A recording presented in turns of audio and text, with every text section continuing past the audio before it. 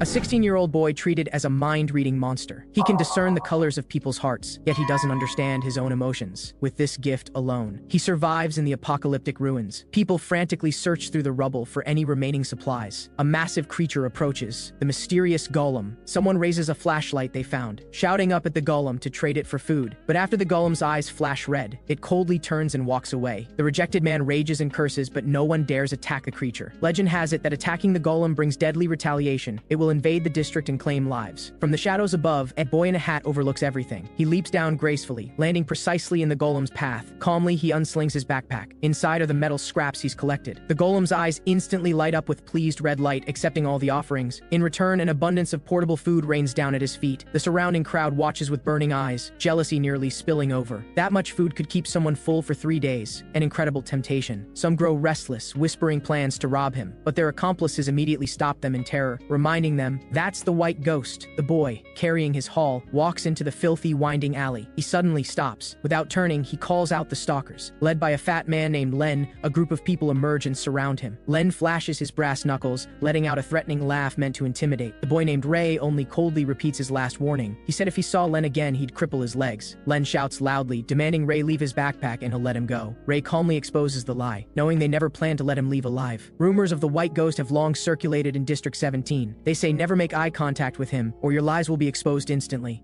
Len's hands begin to tremble, his exposed panic turning to rage. He roars and charges forward with a punch, trying to end this fear. Ray merely tilts his head slightly. The full force blow misses completely. He grabs Len's collar in one smooth motion, not to save him, but to strike. Len screams as he crashes to the ground. His men are too scared to advance after witnessing this brutality. Amid the clamor and killing intent, they finally surge forward together. Baseball bats swing down with whooshing sounds, but he easily ducks beneath them. Ray's counterattacks are precise and swift. Warm blood sprays through the air, yet his eyes remain cold throughout, as if dealing with lifeless garbage. In moments, all the attackers lie writhing in pain on the ground. Both afraid and hateful, Len trembles and curses him as a real monster. Watching Ray approach, he scrambles backward in terror. Ray simply calmly restates his warning. Len suddenly pulls out a hidden folding knife, cursing monster as he wildly slashes the air. The blade reflects Ray's twisted face as he thinks, a monster? Perhaps they're not wrong. Around age 10, he realized his abnormality. When his knee was badly cut and bleeding, he didn't understand why he should cry. When his friends were bullied, he didn't know what anger felt like. When companions died and everyone wept, he couldn't shed a single tear. The children called him strange and terrifying, avoiding him one by one. That moment he understood, he couldn't feel what people call emotions. As a small child, he'd gaze at the moon, confused if something was wrong with him. He once longed to be like others, to experience the taste of emotions. 6 years passed, yet he only learned to recognize others' feelings. Now, he tells Len there's an unwritten rule in the district: no knives. Len claims he found the knife, but the color in his chest exposes him. Ray can know people's emotions from the color of their heart's vessel. When emotions arise, specific colored magic fills it completely. Red tones are anger, hatred, and love. Blue tones are mockery and indifference. Yellow tones are joy and excitement, plus countless other colors. His world is a riot of colors others cannot imagine. Len raises the knife, threatening to stab if he comes closer. That intense black magic is absolute terror. His steps don't stop, cornering Len against the wall with nowhere to retreat. Len shakes like a leaf, terror completely consuming him. Ray looks down at him like passing judgment. Liars deserve punishment. Ray walks alone through the pitch black rain, returning to his home under the bridge. The moment he lifts the curtain, the children cry out joyfully and hang on to him. Big brother Pell greets everyone with a smile. They gather together to check today's harvest. The children pull out food, pitifully little. The mood immediately sinks. Seeing everyone's dejected faces, Ray silently opens his own bag. Inside, the abundant fresh food draws gasps from the children. They look at him with admiration, thinking the golem favors Ray. But Ray knows the golem only accepts items with magic. Pell can eat his fill today, happily presiding over the distribution. While everyone shares cheerfully, Ray walks outside alone. He sits quietly, knowing this food won't last long. Perhaps he should check the warehouse again. Keeping these children fed is the life-saving debt he must repay. A year ago, he collapsed in the snow, thinking dying there wouldn't matter. These children pulled him up, gave him warmth he hadn't felt in so long. His principle is an eye for an eye. Both kindness and enmity must be repaid. Pell comes out to find him, telling him to get his share. Ray stubbornly says he's not hungry, but his stomach growls at the wrong moment. Pell laughs and breaks off half a cookie to share with him. Then Pell gazes at the black rain, mentioning a rumor he heard. They say magicians abusing magic turn the rain black. Those noble magicians all live in the lower numbered districts. Even that golem must be a creation sent by the magicians. Ray suggests it might just be a machine, but Pell's eyes light up. He firmly believes magic makes it move, his eyes full of longing. Ray inwardly agrees partly. The golem does show anomalies when operating. Magic converges toward its core, mixing and rising as black mist. This black mist black rain might truly be connected, but compared to that, there's something more important right now. He suddenly stands, and Pell quickly reminds him about the dangerous river, but Ray already rushes into the torrential black rain without looking back. Pell can't stop him, only sighing helplessly. The rain grows heavier, and most people fear getting sick from it. Yet Ray runs through the rain, knowing how to avoid its dangers. He reaches District 18's granary, where gambling is in full swing. Every black rain day, the guards grow lax, indulging in gambling. He easily slips through a gap in the wire fence. Inside the warehouse, complete darkness, but brilliant colors flow in his eyes. He concentrates, extracting specific colors for complex blending. Red and yellow light gather in his palm, igniting a small flame, using this light to find his target while pondering the mystery of magic. Red magic is hard to control. He wonders what other emotions it corresponds to. Just then, a flying knife sharply pierces the darkness toward him. He swiftly dodges sideways, but his ear still gets cut. A mocking voice calls out, saying the little rat stealing food finally shows himself. Three men emerge from hiding, wearing special night vision goggles. They know Ray's position, smugly telling him to struggle all he wants. Ray calmly assesses. 3 men total, relying on equipment to see. More knives fly at him, but he watches them, not with his eyes but through sensing. He suddenly charges forward at surprising speed. They immediately panic. Before the leader finishes speaking,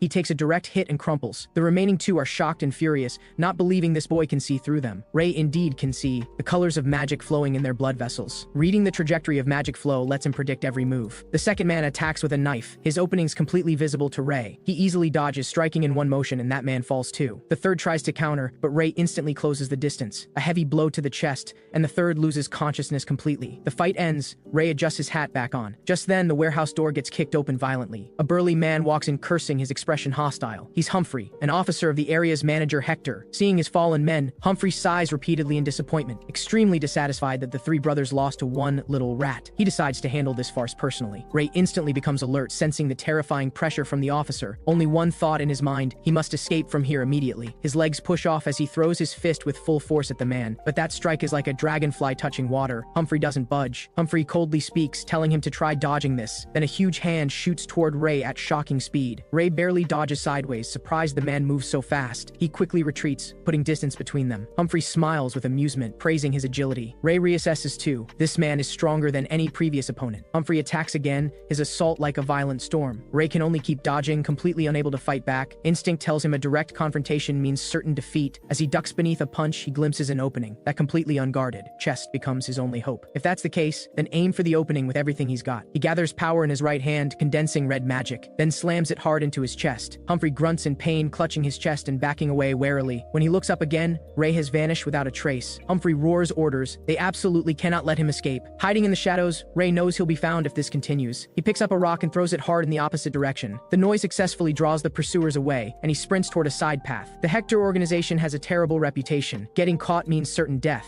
He doesn't care about himself, but he can't abandon the children under the bridge. If he's gone, those children definitely won't survive. Then he'll never be able to repay their kindness. However, one pursuer still spots him. Ray has no choice but to run with all his remaining strength, but the path ahead suddenly ends. It's a dead end. The 2 men catching up curse as they approach with their knives. Ray glances back and notices Humphrey isn't among them. In that case, he has a chance. His fist secretly gathers power. Seeing his silence, they rush at him angrily. Ray suddenly shoves aside an arm, following with a punch to the face. The other man charges with his knife. Ray's palm condenses terrifying red magic again. The man is shocked, not understanding why his strength is so great. Yellow magic immediately strikes the head, and the man screams and falls. Though he dealt with both men, the commotion attracts more pursuers. Ray's magic can't be used infinitely. He must hide immediately. His eyes catch the garbage bin behind him, and he dives in without hesitation. The pursuers' shouts pass by. They don't notice him. Ray holds his breath in the cramped space, listening to the footsteps fade. He decides to endure here tonight. Returning to the bridge now would only bring danger to the children. Gradually, everything quiets, leaving only the patter of rain. He wearily closes his eyes, wondering when this rain will stop. When he opens them again, it's the next morning. Sunlight streams through the cracks. Just as he jumps out of the bin, a cold voice rings out. A man stands right in front of him, his chest surging with angry red light. The man grits his teeth, glad he was right to circle back. His opponent is in a rage, while Ray's stamina hasn't fully recovered. The man roars about killing him and charges. The 2 clash briefly, neither gaining the upper hand. The man dodges, then attacks viciously again. Ray barely retreats to avoid it. Damn, his body loses balance instantly. The man thinks victory victory is his, sneering about sending him off. The next second, the short knife drives straight toward Ray's eye. Blood splatters onto Ray's face, bringing warm sensation. But the one who falls is the vicious man. Beside him, another man holds a still smoking gun. The man jokes about the close call, then casually lights a cigarette, asking why he's making trouble so early in the morning. He's the controller of District 17, black-haired Niles. Ray wipes the blood from his face, but inwardly wonders why this big shot would appear here now. Niles's gaze falls on the canned goods in his arms, immediately understanding. Ray vaguely admits it, but thinks this person is troublesome. He occasionally meets this type, people with faint emotions, very pale colors in their chest. Niles warns him this recklessness will get him killed sooner or later, then scratches his hair, sighing that this repays the life-saving debt. Ray seriously corrects him. He just thought he was fishing out scrap metal. This honesty makes Niles laugh. The scene from a year ago surfaces. Ray pulled this betrayed man from the river. In return, the man taught him those survival combat skills. Ray suddenly brings up old business, about that invitation to join the organization. He announces his decision to join, thinking the children will have support. But Niles's reaction is unusually flat, just humming acknowledgement. He turns to leave but stops at the corner. Through the smoke, he suddenly asks Ray if he's using magic. Ray's eyes widen instantly, his heart racing. How does he know? Niles says he guessed when he saw him light a campfire with a lighter. Ray urgently presses closer, asking if any magicians can see colors. Niles says he only asked magicians in his previous organization. The magician said magic is invisible to the naked eye. Ray looks up at the colors in the air, wondering what they really are. Unwilling to give up, he questions details, suspecting Niles has a bad memory. This angers Niles, who swings to punch him, but Ray nimbly dodges. Ray returns to the point, asking again about joining the organization. This time, Niles flatly refuses. No. He looks at Ray, feeling regret about wasting such talent. Having this kid mix with third-rate gangs in the slums is such a waste. He finally speaks, asking Ray if he wants to leave this district. Ray immediately shakes his head. He must stay to support those children. Niles smiles, saying he's planning to open an orphanage. Ray observes the faint color in his chest, judging the statement is sincere. He knows Niles is always a man of his word. The topic shifts to the imminent crisis. Ray reminds him Hector is going to war. Niles says he knows. Using live ammunition means all-out war. Ray relays the neighbors' concerns. Everyone hopes Niles will win. Because his protection fees are relatively fair, he's a man of principles. Just then, subordinates arrive with a car. Before leaving, Niles urges them to relocate quickly. He tosses Ray a small bottle, reminding him to disinfect his ear. Ray catches the medicine bottle, watching him disappear into the daylight by car. Back in the dilapidated district, Josephine runs over happily. After discovering Ray's injury, she chokes up, asking who hit him. Ray sees her rich emotions, so he pats her head, telling her to take the canned goods back first. By the roadside, blind Grandma Bayola sits in the sun. Ray asks what she was just talking to Josephine about. She laughs and says, rainbows. Ray can't help frowning, asking her not to always tell the children fantasy stories. Indulging in fantasies makes it harder for them to face the district's harsh reality. Ray looks at the intense and unique purple color in her chest, puzzled. He's never seen this color of emotion in anyone else. What does it represent? Before leaving, he reminds Grandma that war is coming, she should move to another district. The next day, he makes a delivery, but the shop owner doesn't seem that nervous. He says Hector and Niles are negotiating inside. Maybe the war won't happen. Just as he finishes speaking, the door opens and Hector's group walks out. Ray quickly lowers his hat brim, avoiding eye contact. Hector notices Ray, grabs his neck and praises him for being obedient, even rewards him with a few coins. But at the back of the group, Humphrey suddenly turns around, his gaze sharp as a blade. He sees the fresh wound on Ray's earlobe. Ray pulls his hat lower, his whole body on guard. Humphrey only frowns, ultimately says nothing and turns to leave. Ray breathes a sigh of relief but feels uneasy. Why did he let him go? The shop owner goes inside to ask about the negotiation results, but the atmosphere inside has dropped to freezing. Niles announces the negotiation collapsed. War is about to begin. The owner is shocked, not expecting the worst to happen after all. Niles is helpless. After all, their annexation demands are too excessive. He can only fight. He solemnly instructs Ray to stay at the bridge during this period. Don't go out. Ray walks the desolate streets,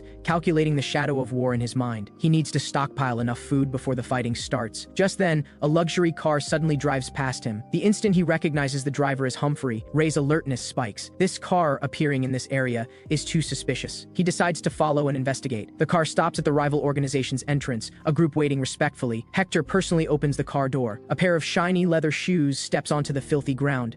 A well-dressed man wearing a monocle elegantly exits the car. Ray's pupils suddenly constrict, staring hard at the man's chest. Their churns nearly black, deep blue magic, massive and oppressive. That color is so similar to the golem he saw before. What concerns him more is the ring binding the magic. Like a lock. Dangerous aura hits him head-on. He must warn Niles immediately. District 17 fills with tense atmosphere of impending storm. People silently transport weapons, preparing for the coming slaughter. Ray finds a red-haired member urgently asking where Niles is. The man is shocked to see him, sternly urging him to leave quickly. Niles is out on patrol. This place is too dangerous for Ray. Ray is anxious but can't directly explain the magic threat. He can only solemnly entrust the other. Make sure Niles is careful of the man with the monocle. Late night under the bridge, the children fall into uneasy sleep. Pell prays softly, hoping the war will end quickly. quickly. Ray offers comfort, but knows in his heart that victory determines everyone's fate. Only if Niles wins will the children under the bridge have a chance. Otherwise, a tragic future as slaves awaits them. Just then, strange and massive rumbling sounds from the distance. Pell trembles in fear, and Ray immediately stands up. That sound is definitely not an ordinary gunfight. An ominous premonition grips him. District 17 has turned into hell. Bullets bounce off the golem's body. People discover in horror that their attacks are completely useless. The golem condenses destructive blue energy in its hand and fires. Survivors collapse on the ground, paralyzed with fear. The golem's eyes flash with cold light. Like crushing bugs, it pulverizes human bodies. Blood splatters onto the elegant umbrella surface. The man beneath the umbrella shows disgust. He surveys his work with satisfaction, smiling as he issues the massacre order. Under the bridge, the explosions grow closer. Ray insists on going to check. Pell frantically grabs Ray, wanting to go together. Just then, a child wakes up, asking what's happening in confusion. Pell can only pretend to be calm and comfort them. He promises to stay and care for his younger siblings, but keeps urging Ray to return quickly. Ray steps onto the battlefield to find mangled corpses everywhere. He finds the dying red-haired man in a pool of blood. Using his last strength, the man reveals the truth about the golem and monocle man. Before absolute power, the resistance was utterly futile. With the final words run falling, his life ends too. Ray silently closes his eyes, slowly draws out his short knife. Rage burns in his cold chest. He can't just watch anymore. He must help Niles and turn this desperate battle around. But at this moment, the bridge has become another slaughter ground. Pell is covered in blood, tightly holding lifeless Josephine. The other children also lie in pools of blood, their small bodies motionless. The golem's massive shadow looms over them, charging its final light. Pell raises his head, tears mixed with blood sliding down. In the last moment before consciousness fades, his only thought is prayer. Praying Ray won't come back, that he'll definitely survive safely. Ray stands in the center of District 17, now ruins, his whole body ice cold. Everywhere he looks are familiar corpses. He doesn't find Niles's body. Perhaps he's still alive. Just then, terrifying rumbling comes from the bridge behind him. Without hesitation, he turns and sprints desperately toward that dust cloud. By the time he arrives, under the bridge has turned to ashes. The golem's massive body still stands there. A pool of glaring blood on the ground leaves his mind blank. Rage drives him to leap down with his knife. The golem immediately turns. Its giant palm grabs him like crushing a toy. Excruciating pain shoots through his ribs as blood sprays from his mouth. The next second, he's violently thrown against the wall, cracking it like a spider web. His body crashes down, but in the agony, his consciousness drifts toward beautiful fantasy. He seems to hear the children happily calling him Brother Ray. His sister holds the smallest child, showing him a warm smile. But Pell looks at him, softly saying he hopes he won't come back. These words pierce the dream like an ice pick,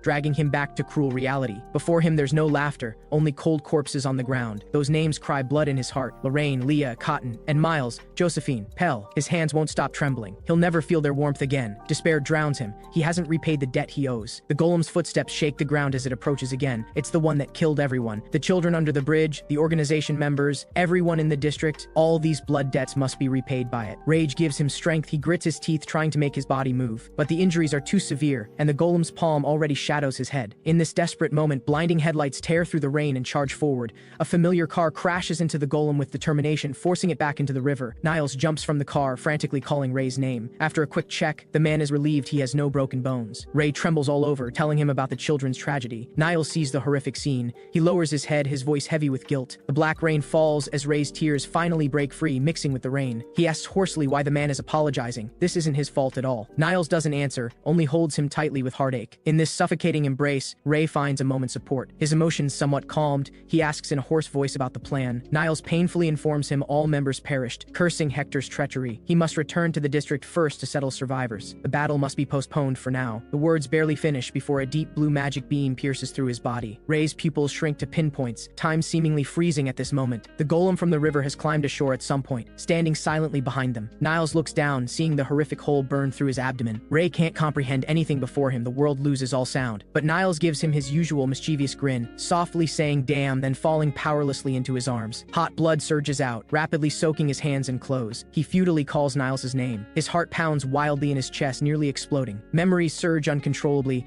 nights when Niles taught him to fight. Lazy times when they shared a single donut on an old couch. How he always smiled like that, loudly calling his name. Ray, sorrow, despair, pain, all instantly consumed by pure rage. Red light explodes from within him, violently intertwining. The golem condenses deep blue magic, preparing to attack again. Ray has only one roaring thought: I'm going to kill it. Ray raises his own arm. A scorching power bursts from his palm, meeting the golem's cold light. The two forces collide fiercely in midair, emitting a piercing shriek. Ray clenches his teeth, actually matching that behemoth behemoth in stalemate. Where the powers meet, white light explodes, consuming everything. Ray stares into the golem's hollow eyes, his conviction burning. He's different from this cold creation. He's a human with emotions. This thought becomes fuel, and the power within him suddenly surges. Crimson flames instantly overwhelm the golem's ghostly blue glow. The violent pillar of fire completely engulfs the golem, burning it to ash. Ray ends the enemy with just one hand while the other still protects his dear friend. The ground bears shocking scorch marks, steaming with residual heat. He frantically puts down Niles, futilely shaking and calling his name. Niles weakly opens his eyes, still making broken jokes. He knew all along he'd die badly, just didn't expect it today. In his final moments, he recalls his life climbing from humble beginnings. Many achievements, no regrets, just one lingering regret in his heart. If he'd learned to resist earlier, would the outcome have been different? He looks at Ray before him, as if seeing his younger self. He grabs Ray, who's about to get medicine, tells him to leave this place, go somewhere better. Niles had long regarded Ray as his younger brother. His final instruction, swim against the current, don't go with the flow. He believed Ray could definitely do it. The tight grip finally loosened, leaving only a car key and a note in Ray's palm. Ray stood frozen in place. He understood that figure who always stood in front had disappeared. Immense sorrow and burning rage completely drowned him. These were the first two emotions he truly learned in his life. He raised his head, letting out a heart-wrenching roar into the pitch-black rainy night, until daylight pierced through the clouds, illuminating his rigid figure sitting under the bridge. The sunlight brought pain. Yesterday felt like a cruel dream, but those overwhelming emotions were truly branded into his heart. Something had indeed been permanently changed. He pressed his hand against his chest as red and yellow magic instantly surged forth. A stable flame burned quietly in his palm, under his complete control. When rage rose in his heart, the flame shot up violently. Intense headache followed, reminding him of the price of this power. Niles's dying words echoed in his ears once more. He looked at the properly arranged body beside him, his gaze regaining determination. It was time to set out, to repay kindness and, more importantly, to take revenge. An eye for an eye, a tooth for a tooth. This was his principle. Central Commercial Street was in ruins, Hector's men cleaning up the battlefield. The surviving residents whispered fearfully about the darker days ahead. Ray crouched in the shadows, his gaze locked on his enemy Hector. Hector was gloating, mocking Niles's overestimation of his abilities. Flames of revenge instantly wrapped around Ray's blade. Just as he was about to rush out, a hand suddenly landed on his shoulder. Without thinking, Ray swung his knife in response. Humphrey dodged, but the blade still opened a bloody gash on his chin. He tried to get Ray to calm down. Ray recognized him as one of Hector's gang, his mind filled only with killing intent. The blade flashed, leaving many wounds on Humphrey's arms. Humphrey grew more alarmed as they fought. This kid's speed and strength far exceeded the other day. If this continued, he'd lose. Steeling himself, he deliberately left an opening. Ray's knife indeed pierced his right shoulder. His movements momentarily stiffened. At that moment, Humphrey grabbed Ray's collar and violently threw him to the ground. He suppressed the pain from his wound, staring directly into Ray's burning eyes. He had a proposal that wouldn't let Ray throw his life away for nothing. Humphrey's intervention extinguished Ray's desperate rage. He coldly assessed this man known for his silence. The urgency and sincerity in his eyes made him willing to try listening. Humphrey got straight to the point, asking him to leave this district. The purpose was to find his brother sold to the Magician City years ago. Ray refused coldly, believing he had no obligation to accept this request. But Humphrey suddenly exposed his deepest secret. He could use magic. The wound he left on Humphrey's chest that night was proof. He warned Ray that the magician was a cruel demon who would use various methods to torture his subordinates for venting. Seeking revenge now would be suicide. Ray looked at the restless pitch-black magic in his chest, finally wavering. Humphrey was right. Instinct alone couldn't fight a professional magician. To survive meant having a future. Leaving was the only way to live. Humphrey pointed upstream toward the Magician's City, the only destination. He shoved all his savings and clues about his brother to Ray without question. Ray didn't understand why he'd entrust everything to a stranger, but Humphrey said he believed in Ray's character and abilities. The moment he heard believe, he seemed to see Niles casting the same gaze from behind. With pursuers closing in urgently, Ray made his final decision. He proposed one condition: bury all his companions' bodies under the bridge. Humphrey solemnly agreed. Ray turned toward the sunlight, leaving the dark district behind. He moved swiftly through the streets, only relaxing slightly after confirming no one followed. At the corner, Grandma Beola's figure made him stop. He dropped in a coin, wanting to ask one question: was the legend of the rainbow real? Could it truly grant any wish? Memories surged. Josephine's excited voice describing the rainbow rang in his ears. She said it was a colorful bridge after the rain. Finding the rainbow's tail would let you make a wish. Humphrey had also mentioned that magician was seeking the rainbow too. This proved the legend wasn't baseless. It must exist. Grandma slowly nodded. The rainbow truly exists and can grant any wish. Only no one knows which corner it hides in. This answer was enough. Ray thanked her solemnly. He urged Grandma again to relocate, then left. He had to keep moving forward toward the path Niles prepared for him. Following the note's directions, he found the target in District 23. In front of a blue building, that white car waited quietly. Niles's final promise had now become his only support. He prepared to open the car door but heard an unfriendly challenge. It was Hector's men. They'd actually tracked him here. They recognized him. viciously demanding Niles' whereabouts. Ray's heart sank. He couldn't waste more time entangled with them. He decisively got into the car, trying to close the door and start the engine. The man charged up furiously, desperately clinging to the closing car door. The two locked in close stalemate. Time ticked away second by second. Ray felt the enhancement magic's effect rapidly fading from his body. He hesitated no longer, his free hand condensing the last of his power. Magic shot out like an invisible bullet, hitting right between the man's brows. The man released his grip and fell back on the ground. Ray slammed the door shut and stepped hard on the gas without hesitation. The engine roared, wheels grinding over dust. Everything passed rapidly shrinking in the rearview mirror. He finally left the cage called District 50. The car traveled along the desolate river channel. As dusk approached, Ray stopped the car.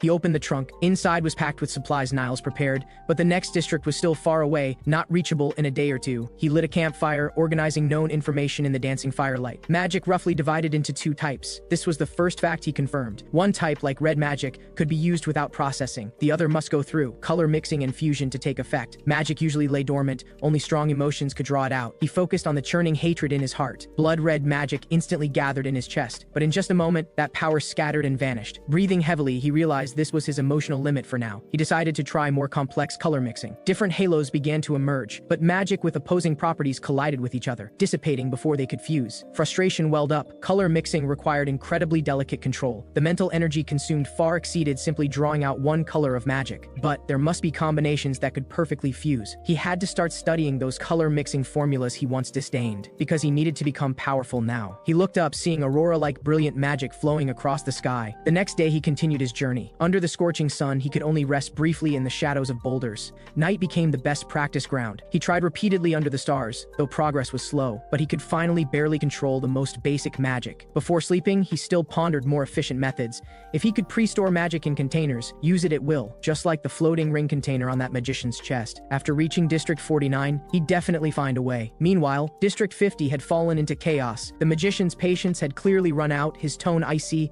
His subordinate apologized, trembling, promising to find the golem immediately. His response was a cold wand pointed directly at him. The subordinate was terrified out of his wits, begging for one more chance. But the magician told him to grasp the wand. In extreme terror, the subordinate could only comply. Instantly, bone-chilling cold shot through his entire body like lightning. Soon, he became a rigid ice sculpture. The ice sculpture fell and shattered into pieces. The magician only coldly commented, "Useless." Just then, someone discovered strange grooves and battle traces on the ground. From the traces, the golem had fought something intensely here. The magician approached, keenly sensing residual fluctuations in the air. It seemed powerful magic had once flowed here. He crouched down to observe carefully, asking who lived here before. His subordinate quickly answered, "Street orphans used to shelter here." But the magician frowned. Orphans could use such magic? The magician first fell silent, then threw his head back, laughing as if hearing a joke. Not believing orphans could self-teach and derive elemental formulas, he determined a foreign magician destroyed the golem and ordered a thorough investigation. But as he turned to leave, an absurd thought crossed his mind. What if it really was an orphan? Then that child would be an unprecedented genius magician. And at this moment, Ray finally reached District 49. Ray couldn't help recalling before Niles' incident. Back then, he described to Ray the place where he was born. He said District 42 was also a filthy sewer, but the difference was, it was much larger than District 50. Buildings were taller, streets crisscrossed, sprawling wider. Now, he stood on District 49 soil. Looking around, garbage piles and running children were still everywhere. But one thing was strange. He couldn't see those patrolling golems here. He walked the streets, noisy voices and drunk shouts intertwining. This place was at least twice the size of District 50. His first step was gathering intelligence on magic and that circular container. That was a crucial clue on his path to revenge. He also needed to find traces of the rainbow in the magician's city. Of course, he urgently needed money to sustain his journey. Just then, a shop sign on the corner caught his eye. Balanica Bookstore. Balanica sounded like a person's name, but he'd never heard of a bookstore. All his memories about writing came from Niles. That man had once drawn hungry, help in the sand with a stick, had also grinned mischievously, writing the character for brother, forcing him to recite after him. Ray only knew some characters, but had never seen a book. Through the window, he saw many neatly arranged square objects. A sudden roar jolted him from his thoughts. A red-haired girl leaned out the second-floor window, glaring at him. She identified him as the thief who came last time to break the window, but Ray seemed not to hear, only reaching out to lightly touch the cold glass. The girl's roar escalated, threatening that adults would come down soon. Yet Ray's attention was completely drawn to the girl's emotional colors. Angry red, irritated dark green, intensely blending around her. So he stated his observation, "You're really strange." These words added fuel to fire, making the girl's anger explode completely. But Ray had no interest in continuing, directly turning and leaving. Walking unfamiliar streets, he could still feel many scrutinizing gazes. At the alley entrance, three youths' eyes immediately put him on alert. Those eyes were full of wariness, like beasts guarding their territory. Him, a stranger wandering around, was undoubtedly seen as provocation. Ray's gaze grew cold. This place was no different from home. As night fell, he parked the car in a remote, deserted corner, curled up in the driver's seat, fatigue washing over him. He decided tomorrow he'd explore larger areas. Just as he prepared to rest, subtle movements reached his ears. He opened his eyes, knowing the awaited guests had finally arrived. Several youths held crude weapons. They quietly approached the car. They whispered about how to subdue him and find the trunk key. There must be food inside. The instant one reached the car, Ray moved. The raincoat in his hand whipped out like a whip, precise and vicious. The leader didn't even understand what happened before flying backward. The rest froze in fear. Ray had already leaped from the car like a leopard. Before they could react, he'd taken down another one. Someone raised a pipe to strike down. He easily caught and flung it away with one hand. Ray calmly reminded them to clench their teeth. Moments later, several youths knelt neatly before him, trembling. Ray crossed his arms, looking down at them, coldly questioning how many streets they'd actually occupied. They bit their teeth, refusing to speak no matter what, until a fist grazed past their cheeks again. He trembled and said 3. Ray pressed for specific numbers, and they randomly reported some digits, but the green glow in their chests exposed restlessness, anxiety, and fear. Without hesitation, Ray stomped hard on his hand. Piercing screams echoed through the night sky, terrifying the other two. Ray turned to the next target. That one was scared witless, spilling everything in one breath. They'd actually occupied 14 street blocks with 52 members total. Their leader was named Cedric, base set in an abandoned factory. He asked about the leader's specific orders. They said the leader ordered to just leave him breathing. The goal was stealing food, and they'd keep watching his movements. Before he finished speaking, someone leaped from the car roof behind with a knife. Ray didn't turn around, faint blue magic light radiating from his body. In an instant, a strange gale rose from nowhere, sand and stones filling the air. The attacker screamed, covering his eyes, his attack instantly collapsing. Immediately after, his body took heavy blows in multiple places. Everyone was stunned. Ray walked to that person, grabbing his hair and lifting him up, telling him to inform the boss. He wasn't the only one watching from the shadows. The next day, Ray walked the unfamiliar streets of District 49. Today, he wanted to seek magical knowledge from books. Perhaps within them lay clues related to his power. 3 youths suddenly blocked his path, claiming they wanted to talk. Ray recognized them as being with yesterday's group, but they grinned, saying the boss really appreciated his skills. The youth pulled out a note, but embarrassingly discovered he couldn't read, and his followers behind him were also illiterate. Ray wordlessly snatched the note and read it himself. This action left the 3 thugs dumbstruck. A street thug could read? The note had a simple invitation: become my subordinate, meals guaranteed. Ray ignored the content, instead asking how they selected their leader. Hearing the answer that fighting determined the strongest, he immediately decided. He turned and told them to lead the way. He'd personally meet that boss. They came to the abandoned factory called the base. Passing through the empty foyer, the scene in the depths opened up. Dozens of hostile gazes focused squarely on him. A young man sat with his back to him on a shabby sofa. That person stood and approached, introducing himself as Cedric. Though young, his eyes carried beast-like ferocity and desire for control. Ray calmly gave his name, then noticed something wrong. The ring on his finger was emitting unusually powerful magic. Cedric sat back on the sofa, pretending generosity as he invited him to sit. Behind him was the oppressive encirclement of his underlings, their intentions obvious. Ray thought inwardly, his peer in age, yet leadership not to be underestimated. Cedric smiled as he sized him up, praising his courage and asking his origins. When Ray said he came from distant District 50, the whole place erupted. No one believed someone could traverse such a long distance alone, much less traveling from downstream to upstream. Cedric suppressed the commotion, believing Ray was more qualified to join. He excitedly described his vision. Their gang would merge into a famous upstream organization. Once they gathered enough people, they'd turn over and become part of Mokrid. He was confident, believing this was an opportunity to rise no one could refuse. Ray listened, only saying blandly it sounded interesting. The condition to join was simple, but he had a principle. He couldn't take orders from someone weaker than himself. Dead silence instantly enveloped the scene. Cedric's rage was instantly ignited. He questioned whether Ray was looking down on him. Ray's stated strength was the standard determining everything. Cedric's subordinate couldn't hold back, rushing out first to shout, but Cedric grabbed his throat in one motion. His face instantly turned purple. He most detested people interrupting when he spoke. Ray keenly detected red magic wrapping around his entire body. That wasn't Cedric's own power. His ring was continuously releasing magic that enhanced violent emotions. Ray's subordinate behind him said this kind of lesson usually drew blood.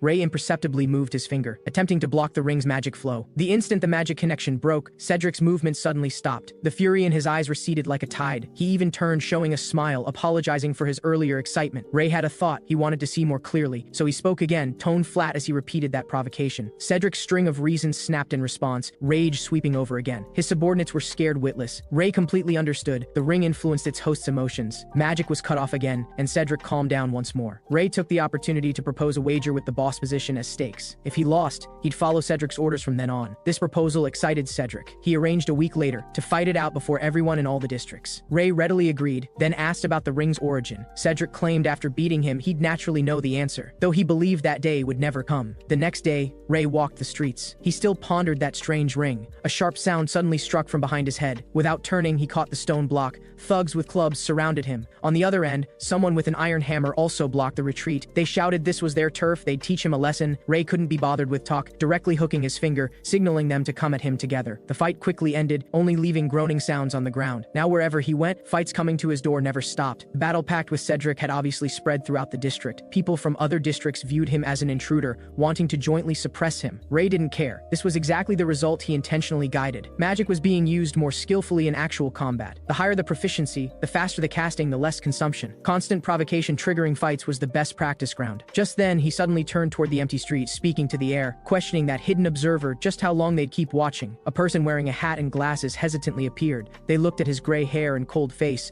trembling as they suspected he was a hunter. Ray quickly assessed them. Built thinner and weaker than Pierce. Didn't look like a fighter, yet dared follow him here alone. He walked straight over, coldly telling them to remove the glasses. The boy backed away frantically, waving his hands denying his intentions. Ray stopped, using his gaze to inquire about their real purpose. The boy's name was Philip. He nervously psyched himself up, saying he had an important proposal. Philip led Ray to a remote area on the city's east side. Along the way, Philip mentioned that resounding title, Hunter. That was the moniker people gave him after he taught villains lessons everywhere. Finally, they stopped before an inconspicuous white building. The instant he pushed open the door, the boiling voices and scene left Ray frozen. Inside was full of children, running, jumping, arguing, working, full of chaotic vitality. Philip proudly introduced this as his Philip restaurant. The scale far exceeded imagination, sheltering over 100 children. Ray immediately noticed the children's common trait. Most were young in age or thin in build. Philip nodded, praising his observation, and explained the reason. This mining area had frequent accidents, leaving many helpless orphans. But precisely because of this, there were also many jobs needing child labor. Philip didn't clash directly with the local gangs, but chose to trade with them. He paid a portion of money in exchange for letting the children work. He called himself a middleman, providing shelter, but not charity. Ray looked at this massive base, hard to imagine how it was built. Just then a boy named Jonathan ran over. He came to pay the monthly rent. Philip efficiently collected the money, then carefully recorded it in his notebook. Sensing Ray's gaze, he passed that manual over. Flipping through it, Ray glimpsed a page with his crude portrait. Noted beside it, Hunter, expressionless, extremely terrifying, approach cautiously. Ray calmly pointed out he'd done quite a bit of investigation on him. Philip didn't expect him to read, embarrassedly apologizing repeatedly. He explained he just liked observing people, no ill intent. But Ray returned the notebook, admitting he wasn't angry because of it. Philip breathed a sigh of relief, leading him toward a room deep in the building. Two men at the door cast wary looks, saying outsiders entering. Philip smiled, showing Ray's identity, that famous hunter. Their attitude immediately changed, clearing the path. Behind the door was a neat and elegant world. Philip locked the just collected rent in a cabinet, discussing business principles.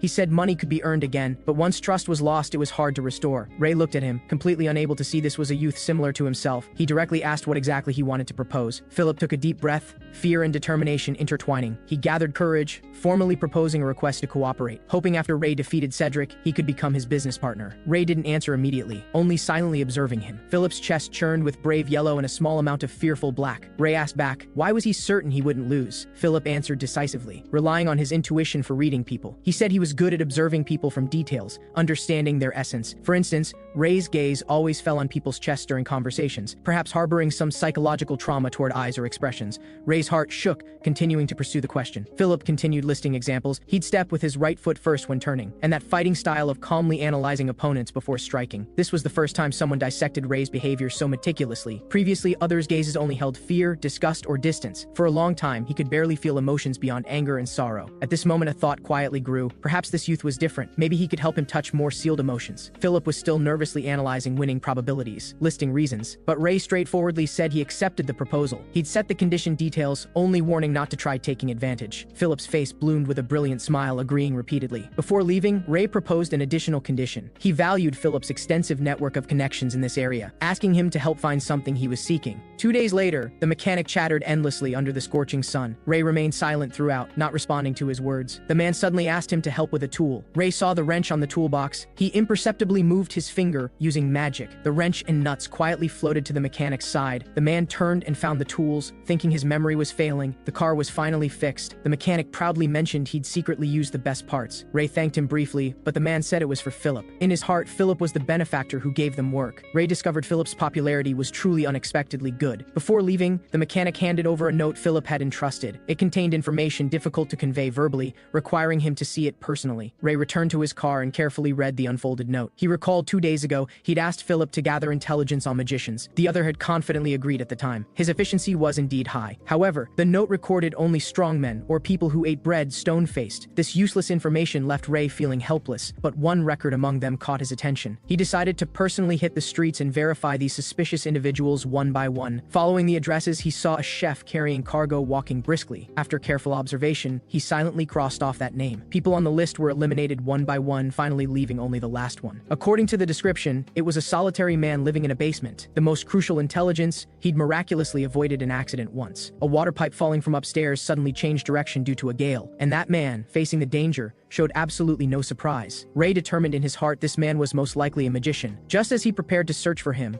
a commotion attracted him. 2 boys stood before Bolonica bookstore, discussing with ill intent. They came to throw stones every day, seemingly instructed to harass the shop owner. One boy raised a stone, this time aiming at the second-floor window. He claimed they'd force this family to sell the shop and leave. Just then, the red-haired girl leaned out and roared angrily downward. She cursed them as bastards, ordering them to get lost immediately. But Ray keenly detected her courage was only a disguise. In those violent emotional fluctuations, mixed with large amounts of fearful magic, the boys weren't afraid at all, instead letting out piercing laughter. Then, a stone struck hard on the wall beside her head. The boy exposed her disguise, knowing only old people and children were in the shop, telling her to shut up and get out of this building obediently. Ray frowned, feeling somewhat displeased. Another boy raised a stone again, viciously aiming at her face. Ray quickly extended his hand, intending to use magic to intercept that stone. An unexpected surge of magic suddenly erupted. That power didn't come from him, but originated from the girl on the second floor. The stone flying toward her fell to the ground. The boy who threw the stone froze, completely not understanding what happened. The girl bit her teeth tightly, yet her eyes had already filled with tears. This girl was actually the magician Ray was seeking. The sudden strange wind greatly confused the 2 boys. Not believing it, they decided to try throwing again. 2 stones were violently thrown simultaneously, rushing straight at her. She desperately closed her eyes, thinking this time she definitely couldn't dodge. At the critical moment, Ray finally acted. An even fiercer wind than before suddenly whipped up, forming a barrier. 1 stone precisely flew back, hitting the face of the boy who threw it. Before the other could react, his cheek also took a heavy blow. Only then did Ray emerge from the shadows, tossing the stone. He looked up at the girl by the window, softly saying, "Long time no see." Bolonica was both shocked and delighted, her cheeks blushing uncontrollably. In the end, the 2 boys were thoroughly taught a lesson. She bowed sincerely in thanks, grateful he saved the bookstore and herself. Ray indicated he actually had something to ask. They both spoke simultaneously, asking similar questions. He asked if she was a magician, she asked if he'd use magic. The atmosphere became somewhat awkward, and she quickly invited him inside to talk. Entering the warm bookstore, Ray curiously looked around. The girl smiled, introducing herself. Her name was Bolonica. Ray also briefly gave his name. She apologized for yelling at him at their last meeting, having misunderstood then. Ray expressed understanding, while inwardly delighted. He'd wanted to learn magical knowledge, yet directly encountered a magician. After sitting down, Ray directly asked how she learned magic. She said it was taught by the grandfather who adopted her and her brothers. Ray's eyes lit up, immediately pressing whether grandfather also knew magic. After receiving affirmative confirmation, he urgently requested to meet grandfather. Bolonica showed difficulty. She needed to check grandfather's condition first. Just then, she noticed the wound by his ear, crying out in alarm. She nervously leaned close, saying leaving it alone would leave a scar. Warm fingers gently approached his ear, bringing a strange sensation. Soft white light overflowed from her fingertips. The wound rapidly healed. She breathed a sigh of relief, saying it was done. But he excitedly asked how she did that. He saw it. She just used white magic. That was power he could never drive no matter what. White magic only responded to care and devotion. That was a realm forever beyond reach for someone like him who couldn't empathize. But Bolonica said she'd never heard of white magic. Only then did Ray recall Niles saying magicians' naked eyes couldn't see magic. Bolonica thought a moment, tentatively asking if he meant regeneration element. She explained healing magic invoked regeneration elements. Their types were very numerous, totaling at least over 100. Ray was internally shocked. He'd gained entirely new knowledge. He became even more eager to meet that grandfather. Bolonica told him to wait while she ran upstairs to check. Left alone in the bookstore, Ray carefully browsed the shelves. Looking at expensive books, he dared not touch them. Suddenly realizing he hadn't bathed in months, his body was full of odor. Remembering she'd leaned so close earlier, did she not smell it, or was she enduring? Just then his gaze swept across the desk. Several thick notebooks attracted him. One title made his pupils suddenly constrict. It clearly read, "On the Causes of Black Rain Expansion." Bolonica rushed downstairs but didn't see Ray's figure. He suddenly appeared from behind, scaring her. her so she nearly jumped. Ray directly inquired whether there were books about magic here. He added he'd already looked around once but hadn't found any. Bolonica was quite surprised he could read and search quickly, then explained grandfather was sleeping soundly, couldn't be disturbed temporarily. With a trace of shyness, she softly invited him to visit again tomorrow. Ray nodded in agreement, then turned preparing to leave. But Bolonica wanted to know why he insisted on meeting grandfather. Ray's hand on the door paused. He finally said he was searching for the rainbow. That afternoon, Ray sat in a restaurant carefully studying clues. The information showed the target man lived across the street, his movements extremely regular. He went out and returned punctually at fixed times every morning and evening. The provider's signature at the end of the intelligence caught Ray's attention. A waiter named Johnny happened to bring food. He was the intelligence provider. Johnny proactively said this meal was his treat, appearing exceptionally excited. He excitedly called Ray the great hero in weak children's hearts. Ray took the opportunity to ask about the accuracy of that man's schedule. Johnny guaranteed almost 100% punctual, like a living clock. Then he was called away by the shop owner to work. Ray looked at the wall clock. Still 1 hour until the estimated time. He could only suppress his anxious heart and begin silently waiting. When the hour hand pointed to 7, that figure appeared on time outside the window. Ray's pupils suddenly contracted, his heart sinking heavily. That man's chest also had 2 familiar rings. This undoubtedly proved he was indeed a magician. Ray immediately threw down payment and rushed out, heading straight for that basement. He estimated the man had a 1-hour window. He must seize the opportunity. The dim basement entrance, filled with stale and unsettling atmosphere. The door was indeed locked tight, but this couldn't stop his determination to seek truth. He extended his hand, concentrating to begin driving magic. Colored glimmer spontaneously flowed toward the keyhole. A soft click, the door opened. Even Ray himself was surprised by this unexpected success. He shook off doubt, quickly infiltrating inside to search. Large amounts of crumpled letter paper in the trash attracted his attention. The pieced-together information revealed a loser expelled by an organization. The letter mentioned bloodstone and sacrificing 66 orphans. Ray immediately recalled what Cedric had mentioned about that organization, and this man obviously had deep connections with that organization. Then, a box emitting ominous red light was discovered by him. Inside was filled with rubies, identical to the one on Cedric's ring. He tried casting spells using this gemstone. The flames became unprecedentedly vivid. The power amplification alarmed him, but this wasn't a pleasant discovery. Just then, footsteps suddenly approached from outside the door. Ray's mental alarm rang loudly, quickly extinguishing the flame to hide. The man cursed as he pushed through the door, complaining he forgot his wallet. He muttered to himself, saying once this matter was done he could return to the organization, then mumbled about buying more food to stockpile. Hearing him leave again, Ray was just about to sigh in relief, but those footsteps stopped without warning. The man used a mocking tone saying he forgot something. The next second, his face suddenly thrust toward Ray's hiding place. Without the slightest hesitation, Ray swung his knife at him. The man dodged hastily, still leaving a long bloody mark on his face. He mistook Ray for an assassin sent by the organization to clean house. Ray attacked again, intending to subdue him first, then force information. However, the next scene left him stunned. The opponent actually caught the sharp blade with bare hands, his strength shockingly great. The man mocked him for daring to use a knife on an adult, truly not knowing death. Ray withdrew the knife and retreated, immediately understanding the reason. The opponent concentrated, magic on his hands, using magic to defend against attacks. Just then, the man conjured a massive scythe from thin air. He said earlier was just holding back. This time, he'd tear him to shreds completely. Ray dodged while rapidly analyzing the opponent's magic in his mind. He clearly memorized that magic's color combination and flow ratio. When the scythe struck down again, Ray also steadily caught the blade barehanded. The man was shocked speechless. This was clearly his original defensive magic.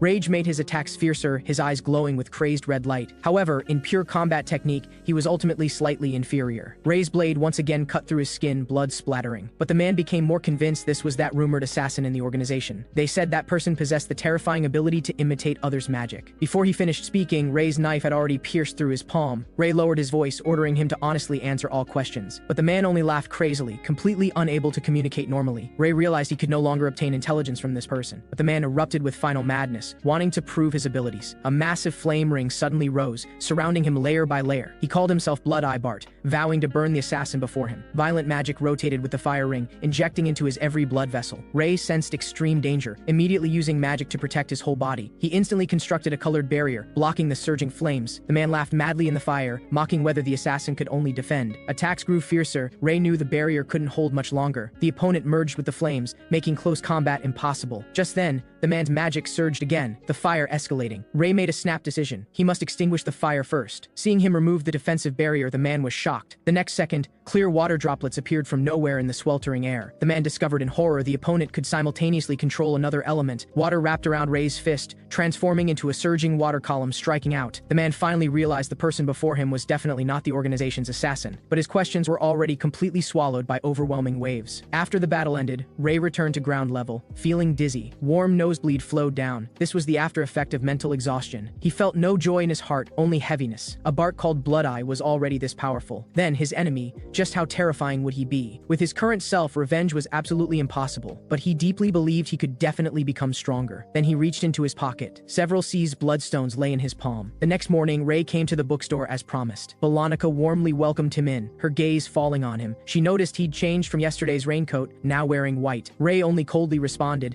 saying that old coat was already discarded. After last night's confrontation, wearing that coat again was dangerous. Bolonica led him upstairs, saying she'd informed grandfather of his assistance. At the stair landing, Ray keenly sensed peering gazes. Two small figures hid behind the door, curiously looking out. The instant their eyes met his, they shrank back in fright. Bolonica somewhat awkwardly explained those were orphans grandfather adopted. Ray almost without thinking speculated, for teaching magic. Bolonica's eyes widened instantly, amazed by his perceptiveness, but Ray found it natural. Otherwise, why bring back these orphans? Bolonica led him into the room. Inside, a white-haired, white-bearded elder sat upright on the bed. His gaze slowly moved over, landing on Ray. He dismissed Bolonica. Only the two of them remained in the room. After a brief silence, the elder spoke first to give thanks. Ray only responded indifferently that it wasn't a big deal, but his gaze was attracted by the strange scene on the elder's chest. His chest had rich colors, with 4 rings outside. Those were passionate emotions condensed from a lifetime: anger and calm. Countless emotional fluctuations left imprints here, forming the vessel of the soul. Facing such an existence, ordinary observation would completely fail. The elder inquired about his origins. Ray fell into silence. That was obviously a heavy past he was unwilling to mention. Grandpa Graham didn't force it, smiling as he proposed a suggestion. They'd play a game. The winner could question the loser. Ray's body instantly tensed, having an instinctive reaction to magic. The elder nodded appreciatively, saying his perceptiveness was indeed outstanding. He asked Ray if he could feel the currently flowing magic. Ray gave an affirmative answer, but was even more shocked internally. In the elder's hand was complex light flow of white mixed with deep gray. Grandpa Graham explained this was a stable element called maintain. It ensured magic wasn't interfered with, one of the hardest types to control. But Ray asked what that other element was. Grandpa Graham's expression instantly changed,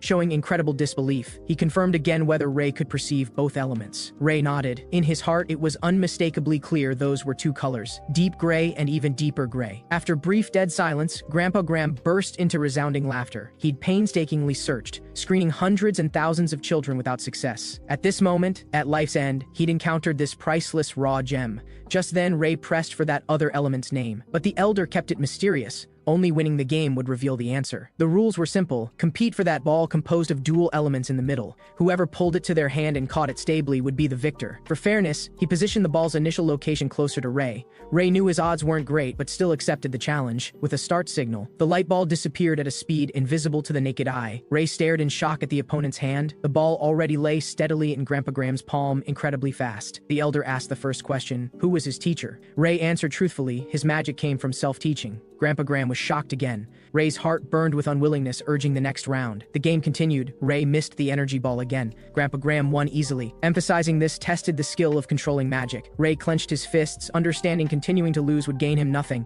He had to change strategy, otherwise he'd only be completely controlled by the opponent's rhythm. A new round began. He secretly mobilized his other hand to gather power. Just as Grandpa Graham was about to touch the ball, an interference precisely struck. Ray successfully seized the energy ball. Grandpa could only helplessly shake his head. He fulfilled the promise, letting Ray ask the question he really wanted. Ray asked something that had puzzled him long: what is magic? Grandpa pondered a moment, explaining magic was the basic element constituting all things. It was formless and without quality, yet could be perceived through phenomena like wind, rain, thunder, and lightning. Only extremely few people in the world were born with the precious gift of sensing magic. But sensing didn't equal controlling. These were 2 different realms. Grandpa further explained control meant separating and recombining magic elements. The more one understood themselves, the more likely they could become an excellent magician. He spoke an ancient maxim: only by honestly facing yourself will magic respond. These words echoed repeatedly in Ray's heart. The next round quickly began. Ray actually seized the ball once again. Grandpa Graham was truly surprised this time. This child's learning ability was too strong. Ray immediately pressed. What purpose did magicians' chest rings serve exactly? Grandpa explained rings were containers storing magic, automatically absorbing and refining it. Refined magic was purer, also easier to safely control and use. If directly using unrefined magic from the air long term, the consequences were severe, at best making people drowsy and silly, laughing or inexplicably sad, at worst causing furious loss of control. These symptoms accumulating would ultimately lead to permanent mental abnormality. Cedric's irritable face flashed through Ray's mind. Could emotions and unrefined magic mutually influence, devouring each other? This also explained why he wasn't affected, because he once had had faint emotions. He tentatively asked whether anyone could be immune to poisoning directly using airborne magic. Grandpa admitted he'd never seen it, but that would be very terrifying, because airborne magic was infinitely inexhaustible. Users would have infinite possibilities. Just then, Grandpa suddenly changed topics, asking Ray if he had dreams. Ray's gaze darkened, his enemies and departed friends' faces surfacing in his mind. He answered in a low voice. He had people he wanted to kill, also people he wanted to save. This answer made Grandpa silent for a moment, then solemnly asked Ray whether he wanted to learn magic from him. Ray's heart instantly filled with vigilance and countless questions. A four-ring magician? Why teach a street orphan? But Grandpa seemed to see through his doubts, warmly saying he asked for no return. Ray struggled a moment. Finally, his thirst for power overwhelmed everything. Ray nodded in agreement. Grandpa showed a gratified smile, then called Balanica in. The girl outside the door was startled, blushing as she defended she wasn't eavesdropping. Grandpa expressed understanding, having her sit down together. He would tell of knowledge regarding the rainbow. The rainbow was a legend passed down through ages, countless people seeking it. Regarding its true identity, opinions varied, but all accounts had one consensus. They said whoever found the rainbow would become an existence rivaling the divine. Ray immediately associated it with that monocled magician. Balanica was about to ask a question. A stone suddenly broke through the window, the rock flying straight at Balanica. The girl was completely frightened, stiff, frozen in place. At the critical moment, a hand steadily caught the flying stone. Ray held Balanica tightly in his arms, blocking all danger. She stared in shock with wide eyes, seeing broken glass actually suspended in midair. Shocked in her heart, could this be legendary wind magic? Yet Ray's expression was terribly grim, rage churning in his eyes. He'd clearly given sufficient warning already. It seemed those people still wouldn't give up on the bookstore's deed. Grandpa Graham thanked him again, his voice full of apology. If not for his severe illness, this should have been his burden to bear. He had Balanica first treat the wound on Ray's hand. Balanica treated his wound, then carefully bandaged it, deeply afraid it would leave an ugly scar. But Ray thought leaving a scar might make him look more manly. Grandpa Graham softly reminded her not to use airborne magic anymore. After bandaging, Ray inquired how long the harassment had lasted. Grandpa sighed, saying over a month already. Someone must be behind it. Ray asked if he truly planned to give up. Grandpa's eyes were full of struggle and reluctance. He never thought of selling. Half a year ago, the bookstore opened. Balanica brought her brothers to deliver flowers, smiling brilliantly. Back then, he was full of expectations for research and heritage, but his condition grew increasingly grave. The bookstore now relied entirely on his granddaughter.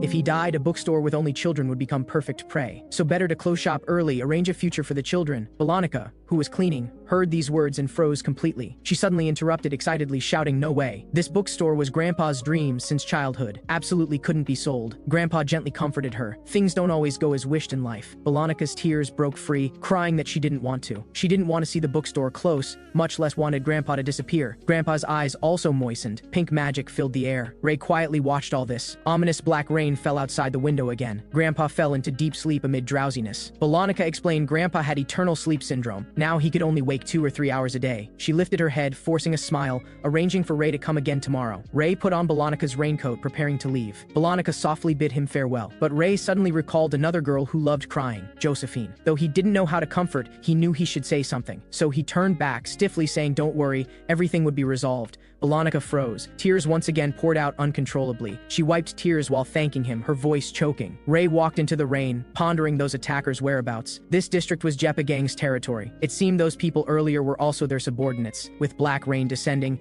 they'd probably all return to their lair. He changed plans. He decided to find Philip first. He'd heard Philip had connections with other groups, perhaps could facilitate introductions. Nearly there, he suddenly stopped sharply. The group gathered ahead was actually Cedric's subordinates. He hid in the shadows, hearing them complain the captain wasn't done yet. Following their line of sight, the person in the shipping container was Cedric himself. He was beating someone, and that figure was... Ray's pupils suddenly shrank, seeing clearly the blood-covered person on the ground. It was Philip he was looking for, his glasses long gone. Cedric cursed, the ring on his knuckle gleaming coldly. Every time he saw people like Philip, he couldn't control his rage. Just then, continuous screams from subordinates came from behind him. Cedric turned back in shock, only seeing Ray kick through the door entering. Ray stepped into the container, coldly calling out his name. Cedric saw who it was and actually smiled, his tone playful as he asked whether Ray also had business with this kid. And beneath his feet, Philip was already unrecognizable. Ray wasn't someone who valued sentiment heavily, yet he'd firmly remember the help others gave him. His principle was simple, that was to repay kindness without fail. Seeing this, Cedric mocked him, asking if he was eager to duel right now. Ray keenly detected the opponent had changed, his magic container clearly expanded. That ring's glow was also more vivid and glaring than before. Ray calmly explained he wasn't here to fight, just heard the commotion. He questioned why the other was so heavy-handed with Philip. Philip. Only then did Cedric realize they knew each other. He guessed Philip had also proposed strange cooperation to Ray. Then he suddenly erupted, expressing his hatred for such parasites who only clung to the strong. Saying this, he was about to charge up and beat Philip again, but Ray instantly extended his hand, violently slamming him against the wall. Dangerous red light flashed in Cedric's eyes. Then, using the momentum to countercharge, fist striking fiercely. Ray neither dodged nor avoided, catching it barehanded. Cedric was somewhat surprised, ordering him not to meddle. Ray asked why he was being so ruthless. Cedric shook off his hand, roaring angrily at the air. He said the sight of weaklings made him too sick to endure. Ray pointed out this wasn't legitimate reason to harm others. Cedric punched the wall, threatening him to get lost immediately, warning if he didn't want the same fate, stay out of his territory. Philip was the perfect example. Ray quietly gripped a bloodstone in his hand. He knew using it might easily resolve the current predicament, but uncertain of side effects, he absolutely couldn't use it rashly. If that's the case, he needed another approach. He crossed his arms, mocking the opponent's intimidation method was stupid. Cedric warily told him not to get any ideas. Ray continued analyzing, acting where no one saw was meaningless. If it were him, he'd choose to act in front of everyone. Cedric was immediately ignited, admitting it was a good idea. Ray took the opportunity to propose. Duel day was the perfect timing, because District 49 strong would all gather then. Cedric was tempted but worried Philip would flee midway. Ray assured him not to worry, he'd personally bring the person over. Cedric smiled, feeling he didn't seem like someone who'd break promises. He opened the door preparing to leave but left one final threat, warning Ray if he dared let Philip escape, he'd have to replace Philip and die. Only Ray and the dying Philip remained in the room. Ray hurriedly crouched down, checking his condition. Philip trembled all over, his throat only producing hoarse whimpers. Ray frowned, realizing the injuries were worse than imagined. Late at night, Chris was startled by sudden knocking. However, the instant he opened the door, he was too shocked to close his mouth. Ray stood at the door carrying blood-covered Philip on his back, gasping for breath, using his last strength to seek help. The ominous black rain continued falling. Ray sat alone outside the hospital room waiting, until someone came out telling him Philip had finally awakened. He entered the room, finding Philip's condition better than imagined. Philip optimistically thanked him for saving his life. Ray asked about Cedric's reason for attacking. Philip explained he was scouting new shop locations when he ran into him. Ray pointed out this was bold, unlike his usual timid style. Philip admitted he only had courage when making money, but Ray discovered the golden yellow representing material desire in Philip's chest wasn't much. That heavier pink spoke of different emotions. Ray guessed he and Cedric already knew each other. Philip paused, admitting they were indeed childhood friends. They once depended on each other on the streets. Both were bullied weaklings. Until they jointly ran this restaurant, life finally became stable. Back then, Philip was full of longing, excitedly planning the future. But Cedric's eyes never held even a trace of joy. He detested this hiding lifestyle. Felt like he lived like a rat. After work, he'd exercise his body maniacally. Half a year ago, he ultimately chose to leave their jointly built restaurant. Since then, constantly brawling on the streets as if becoming a different person. And he rapidly grew stronger. His current strength was incredibly great. Ray suddenly asked about Cedric's ring, whether he originally had it. Philip recalled it was only after Cedric became captain that he wore it. Before, he had zero interest in accessories. Ray asked again, was his temper getting increasingly irritable? Philip was again startled by Ray's perceptiveness, nodding yes. All the clues connected in Ray's mind. He seemed to see downtrodden Cedric meeting a man in a hat. The other showed a dangerous smile,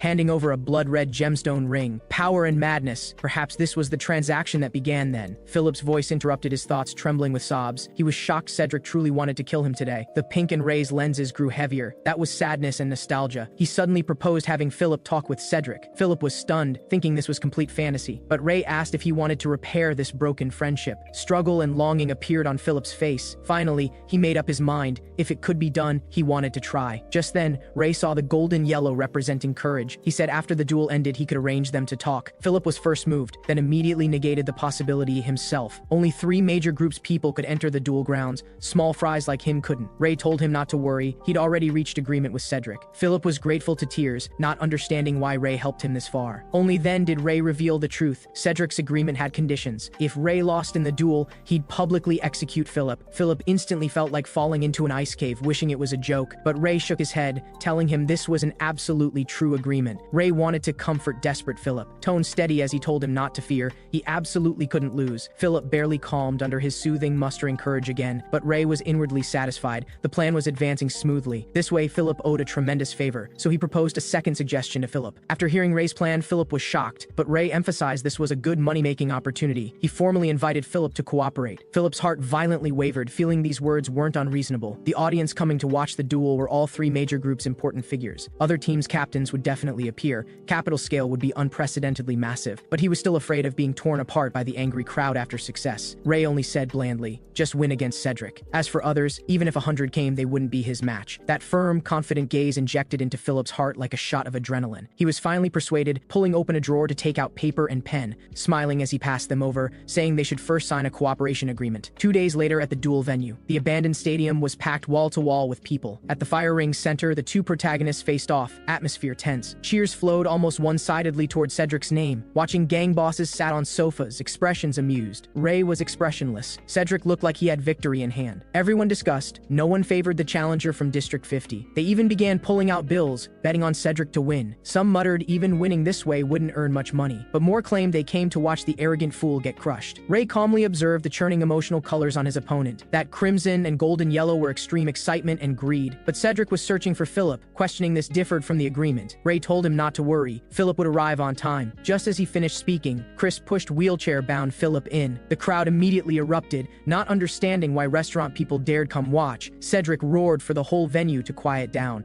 announcing Philip was his guest. He grinned, saying after the duel ended he'd let everyone see a good show. Ray and Philip quickly exchanged a confirming glance. Just as Cedric announced start, Philip suddenly interrupted loudly. He raised a box, claiming he also wanted to bet. The instant the box opened, all eyes were firmly captured. Inside was packed full with dizzying massive amounts of cash. Philip announced loudly, betting his entire fortune, over $2 million, on Ray. This was Ray's second proposal 2 days ago. Philip betting everything on him would trigger others to frantically bet on Cedric, and at this moment his plan was becoming reality perfectly. Red-eyed people competed to bet their entire fortunes on Cedric. Cedric questioned whether Ray instigated this, then smiled twisted, viewing it as tribute and submission.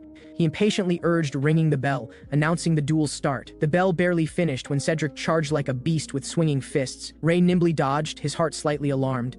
The opponent's speed was faster than their last encounter. He precisely pinched Cedric's swinging arm, his other elbow striking fiercely at the opponent's joint. But Cedric erupted with shocking strength, flinging him away. Not only wasn't he angry, he laughed excitedly instead. He repositioned his stance, eyes burning with pure, fanatical fighting spirit, claiming if this was the opponent, fighting with his life on the line was worth it. Ray stared at him deadly, his surrounding aura becoming more tense. Inside the fire ring, Cedric launched fierce attacks again like a crazed beast. His sharp kick was narrowly dodged by Ray, ducking. Ray's counterpunch also carried fierce wind, striking toward the opponent. Cedric dodged sideways, their offense and defense so fast it dazzled eyes. The audience's hearts rose to their throats. Philip nervously wiped sweat, seeing they were currently evenly matched. Cedric let out angry roars, every move carrying deadly killing intent. He raised his leg high, gathering power, suddenly kicking out a heavy, forceful strike. Ray quickly judged, clashing head-on would only waste stamina. He had to find opportunity, first making the opponent lose balance. Seeing the timing, Ray suddenly rushed forward, grabbing Cedric around the waist. Cedric completely didn't expect this move, instantly pressed to the ground. He struggled hard, fist desperately pounding Ray's back. He forcefully rose using brute strength, trying to reverse the situation.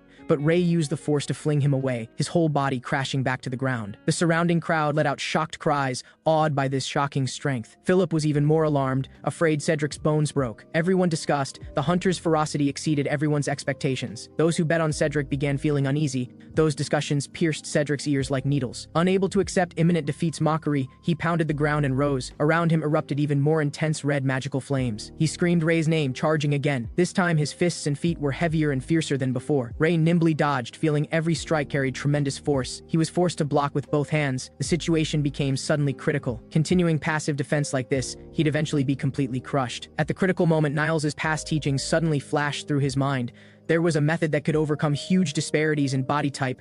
That was utilizing all the body's joints, executing grappling techniques. Ray deflected a heavy punch, instantly making up his mind. He suddenly spread both arms, seemingly exposing and opening an embrace. The instant Cedric attacked, he fiercely grabbed the opponent's neck, using the momentum for a clean backflip, legs locking on like iron tongs. Cedric was locked tight at the joints, continuously cursing. Ray urged him to give up struggling and concede immediately. These words were like adding fuel to fire, again enraging Cedric. The ring on his finger burst with glaring crimson, actually using brute force, lifting Ray on his back entirely. Ray understood continuing this way, the opponent's body would collapse first. Just then, that ring's glow suddenly fluctuated, seemingly reaching its limit. Cedric's eyes darkened, strength receding like a tide. He finally collapsed powerlessly on the ground, the ring's flames completely extinguished. Ray removed that scorching ring. The battle seemed settled. The crowd erupted, unable to accept Cedric just fainting and losing. They began worrying about their massive bets. Ray judged the opponent had temporarily lost mobility. Philip wheeled over anxiously, but Ray had already acted first. He snatched the money box from the attendant's hands, announcing he'd temporarily safeguard the bait money. However, Cedric let out an unwilling roar at this moment. He swayed as he stood again, refusing to admit defeat's reality, trembling as he declared he was never weak, never lost a fight. But an empty can struck his head then, drawing boos. Garbage and insults fell on him like raindrops. accusing him of making people lose money. Cedric trembled violently all over, dangerous red light surfacing in his eyes again. He felt countless blood-red eyes despising him. In everyone's shocked gazes, he barehanded grabbed a burning fire barrel. Philip sensed something wrong, urgently shouting to stop him, but the fire barrel had already been violently thrown at the packed audience seats. "All go die!" he laughed hysterically. Fierce flames spread explosively, the crowd scattering to flee. Cedric stood at the sea of fire's center, as if completely mad. He laughed crazily in place. He used his last strength to scream, as if proving his existence. Just as he finished, he completely lost consciousness, collapsing on the ground. Ray coldly watched all this, rapidly weighing pros and cons in his heart. If risking to rescue, he and Philip might both perish in flames. He resolutely turned, deciding to leave this collapsing inferno.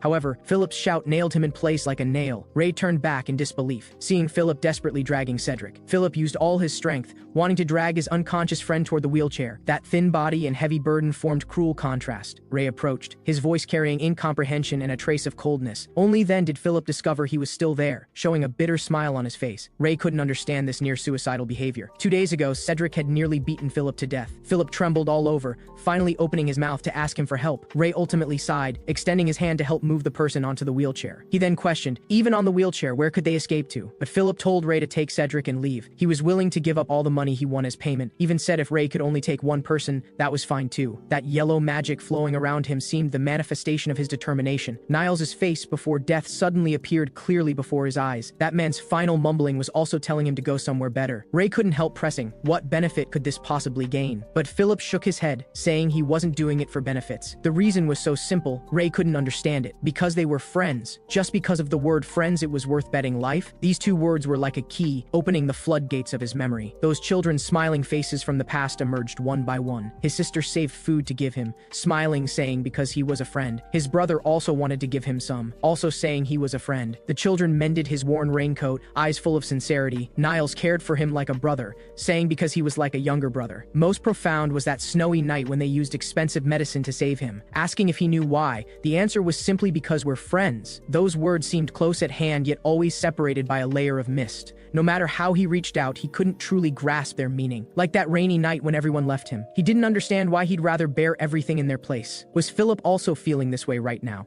He finally took over the wheelchair, but now they'd missed the best escape timing. He suddenly removed his own coat, simply tearing the coat in half, then summoning water element, thoroughly soaking the fabric. Philip stared dumbfounded, finally witnessing magic's existence firsthand. He hurriedly covered his mouth and nose with the wet cloth, hope reigniting in his heart. Perhaps they could use this magic to open a path, extinguishing fires while escaping. But Ray seemed to see through his thoughts, directly extinguishing the fantasy. Magic wasn't infinite. The urgent matter was answering his question. He asked, what exactly did friends mean? Philip looked at the approaching flames, finding this discussion absurd right now. But under Ray's insistent gaze, he could only struggle to organize words. He said friends weren't just people you'd known for a while, more importantly, people you'd unconditionally help and could openly seek help from. In this desperate situation, Ray asked Philip if he'd regret it. But Philip firmly shook his head, no hesitation in his eyes. Just because the other was Cedric, so he wanted to protect him. Ray murmured, repeating these words, protect someone. Before he finished, terrifying breaking sounds came from overhead. A thick steel bar wrapped in flames suddenly crashed down at them. Their pupils shrank, death's shadow instantly enveloped them. Ray thought, this time truly couldn't dodge, but his current mood completely differed from that revenge night. Back then he was full of hatred, only wanting to kill the golem. He thought that was just repaying debt to the dead children. But only now did he truly see clearly his own heart. He wanted to protect those shared daily moments and warmth. The instant his will rose, pure white light suddenly burst from his palm. He raised his hand toward the sky, pure power gushing like a spring. A massive and solid white barrier instantly condensed in the air. The steel bar and fierce flames struck hard against the light wall, resounding. Philip watched dumbstruck, too shocked to speak. Ray himself was also full of surprise, not expecting he could succeed. He turned back, instructing Philip to stay in place and not move, then covered his hand over Philip's injured leg. Gentle white light flowed. The wound actually healed at visible speed. Philip's severe pain dissipated, finding it unbelievable. After recovering, he thanked him repeatedly. He vowed to forever remember this grace of saving him and Cedric. Ray appeared calm on the surface but was calculating future plans internally. He needed their help and wanted to test magic's limits. Philip inquired how they should leave this sea of fire next, but Ray said no need to go out, just wait for the fire to burn out. At this moment, Cedric was still unconscious. Outside the base, a dark mass of people fell into desperate dead silence. Their home was burned, their leader's fate unknown, the road ahead completely unclear. The other two organizations' leaders mocked gleefully from the side. They attributed everything to Cedric's reckless actions, then turned and left as if it didn't concern them. The underlings trembled with rage but were powerless to refute. Chris knelt at the exit,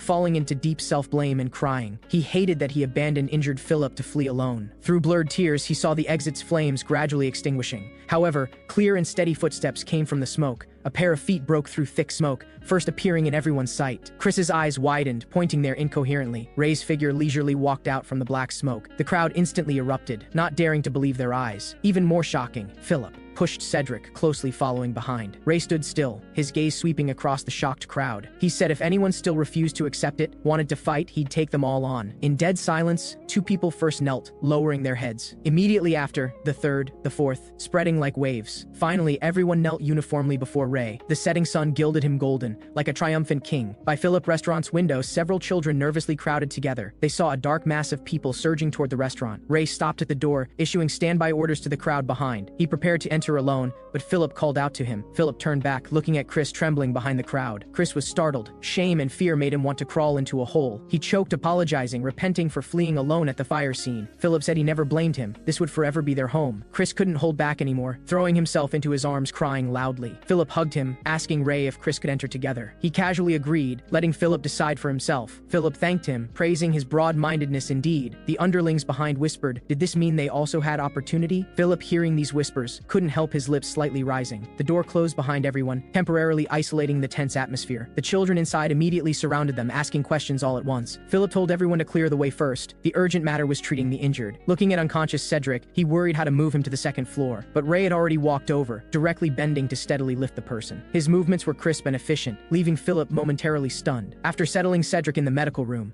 Philip finally had opportunity to ask the long-suppressed question. He carefully brought up the shocking scene seen at the arena. Ray's answer was simple and direct, admitting he could use magic. Philip immediately understood the other didn't want to discuss this secret much. Ray turned to business, requesting to settle the bet money clearly first. The numbers he reported were precise and fast, somewhat surprising Philip. Then Ray pushed out a stack of money, proposing a new commission. He hoped Philip would help find a new base. Philip pushed up his glasses, his expression becoming serious. He agreed to help search and furnish items, but refused the money. He believed this distribution was unfair, because all credit belonged to Ray. The two pushed the money back and forth. Ray couldn't understand his insistence. He suddenly fell silent, making Philip's heart tighten. But Ray was observing the magic colors flowing around him. That white representing fear and anxiety far exceeded yellow. He directly asked whether Philip was worrying about him. Philip hurriedly denied, finding this thought simply absurd. In his view, Ray was District 49's most formidable existence. He changed his explanation, saying this was investing in Ray. This reason finally made Ray understand. He nodded. Just then, a child rushed in panicking. Jeepa and Lawson brought all their subordinates, blocking the restaurant entrance. Philip instantly understood. They were hyenas drawn by massive bet money.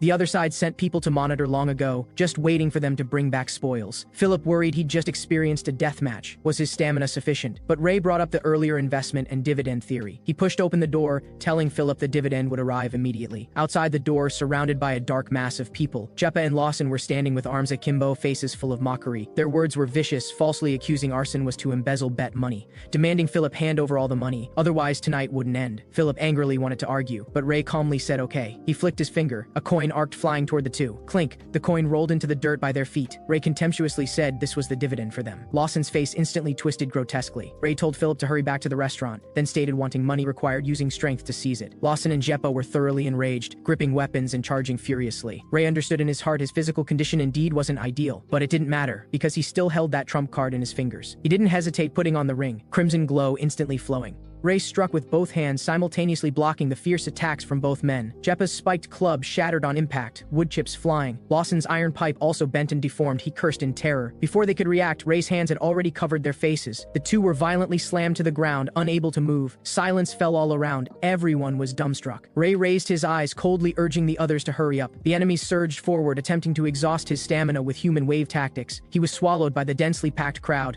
the encirclement airtight. However, a violent force suddenly exploded from the center. Under the ring's power enhancement, Ray's movement showed no fatigue. He was like a beast charging into a flock of sheep, striking down opponents one by one. The battle showed a one-sided, overwhelming, crushing momentum. Cedric's former subordinates hid in corners, watching in fear. They couldn't understand why one person could fight so many. Some faces unconsciously revealed expressions close to worship. Companions immediately scolded them, reminding the real captain was Cedric. But rebuttal voices immediately rang out. Cedric had already lost. Some people's long-suppressed dissatisfaction finally showed. At this moment, the enemy leaders issued new orders. They planned to split into two groups, directly attacking the restaurant's vulnerable door. Ray instantly perceived the opponent's intention. He saw several people already charging toward the door. The situation was critical, yet he couldn't be in two places at once. He took a deep breath, swallowing the diffusing red magic into his body. An even more violent power surged through his blood vessels. He roared out orders like he'd lost reason. "Guard that door for me!" This furious roar exploded like thunder in everyone's ears. A miraculous scene occurred. Cedric's former subordinates actually moved. They froze for an instant, then frantically obeyed the hunter's command. Two groups of people instantly collided, brawling before the door. The attackers questioned in shock why they'd help an outsider. Their response was even fiercer fists, feet, and roars. Upstairs, Philip and the children pressed against the window, watching tensely. The children couldn't believe Cedric's people would actually help. Just then, Philip saw a soul-chilling scene. Several enemies hoisted a massive iron column, charging toward the door. That momentum was enough to completely destroy the fragile doorway. The guards before the door frantically dodged. The iron column whistled toward them. Victory's wild joy already surfaced on the attackers' faces, cheers about to escape. However, the cheers abruptly stopped, becoming terrified gasps. Ray had somehow already flashed before the door, using his body to forcibly block the impact. He actually relied solely on his own strength to withstand that heavy iron column. The enemy screamed crazily, trying to crush him through sheer numbers. Ray growled lowly, channeling all his magic into both arms. The stalemate only lasted seconds before the balance of power began tilting. In everyone's horrified gazes, Ray actually turned the tables. He grabbed the iron column, using terrifying strength to fling the people on the other end away. The iron column crashed to the ground. The remaining enemies trembled all over in fear. Ray's eyes showed fierce light, condensing the last of his strength. The remaining enemies completely collapsed, screaming as they scattered in flight. Ray stood in place, knowing in his heart he'd reached his limit. At this moment, deafening cheers surged from all directions. People fanatically shouted his name,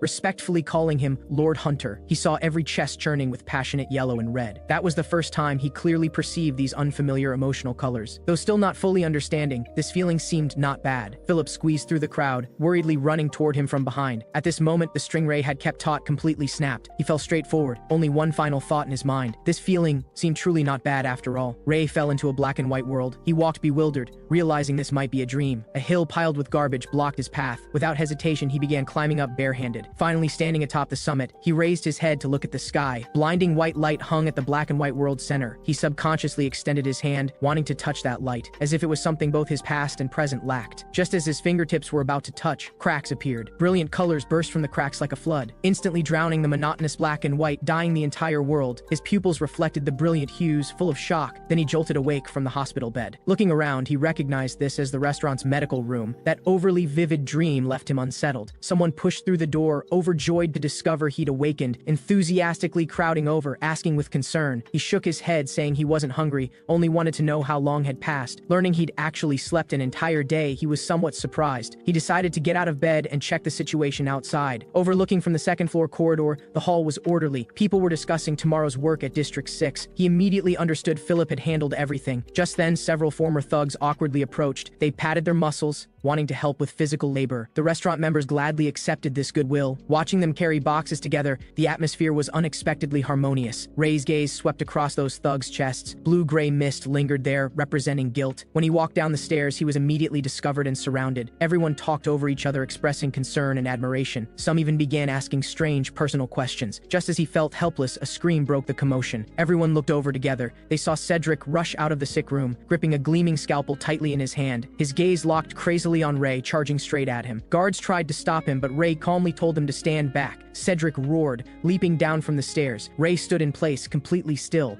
only gazing at him. The blade tip stopped abruptly when almost touching skin. Cedric's hand trembled violently. He still cursed viciously from his mouth, saying he'd kill Ray. Ray suddenly extended his hand, grabbing his trembling wrist, then guided that blade tip toward his own neck. In his vision, Cedric's magic was completely clear. Without a trace of killing intense red, he didn't want to kill at all. Cedric seemed exposed, violently shaking off his hand. In despair, he turned the blade, stabbing toward his own throat. Everyone present had their hearts in their throats. Ray reacted extremely fast. A magical light struck out. The scalpel spun and flew from his hand with a clang, falling to the ground. Ray firmly gripped his wrist again. Cedric's suicide attempt failed. Ray used an unquestionable tone, telling him to come with him. After learning the news, Philip blamed himself for the medical room's negligence. Ray calmly said it didn't matter. After all, no actual harm was caused. While Cedric kept his head deeply buried, silent as a stone statue, Philip mustered courage, asking if he really wanted to die. Cedric didn't deny it. Philip's tears nearly spilled over. Cedric broke down, saying everyone would mock his weakness. Philip urgently comforted, believing he could overcome any difficulty. These words instantly ignited Cedric's rage. He roared that Philip didn't understand the real him at all. Ray's gaze keenly fell on his chest. Red light flickered faintly there. Magic was flowing out of his body abnormally fast. The situation was bad. He recalled Bolonica saying bloodstones would cause people to go mad. Cedric still raged in emotion, questioning why they saved him. Philip couldn't hold back anymore, shouting out his heart's words with sobs. He firmly said Cedric was his most important friend. This word made Cedric's whole body shake. He recounted his past atrocities. He'd even nearly killed him, but Philip insisted he had his reasons. Ray calmly observed, discovering his magic was already depleted. This current rage was more like a powerless disguise and performance. Philip's emotions also grew agitated, his voice trembling. He begged Cedric to tell the real reason for acting that way. Cedric turned his face away, resistantly telling him not to ask anymore. Philip stepped forward, grabbing his hand, tears finally sliding down. Choking, he pleaded, if he still considered him a friend, be honest. Cedric clenched his teeth tight. The high walls built in his heart were collapsing. Memories surged, the bitter warmth of sharing one piece of bread, the joy flashing in the other's eyes